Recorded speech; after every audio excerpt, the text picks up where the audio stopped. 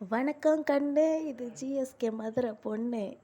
Okay, வாங்க நம்ம மதுரை ஸ்பெஷலான தேங்காய் வச்சு ஒரு தண்ணி சட்னி செய்வோம். இப்போது இதுக்கு தேவையானது வெங்காயம். இது தாளிக்கிறதுக்கு இந்த வெங்காயம், பச்சை மிளகாய், பூண்டு எல்லாத்தையும் ப்ளஸ் இது தாளிக்கணும், வதக்கணும்னு அவசியம் கிடையாது. தேங்காய் இது எல்லாத்தையும் வதக்கிக்கிட்டு மறுபடியும் சொல்கிறேன். வெங்காயம் ஆட் பண்ணியாச்சு, எண்ணெய் ஊற்றி, அடுத்தது பூண்டு, அடுத்தது பச்சை மிளகாய். இது எல்லாத்தையும் நல்லா வதக்கிக்கணும். கொஞ்சம் கோல்டன் கலரில் மாறி இருக்குது.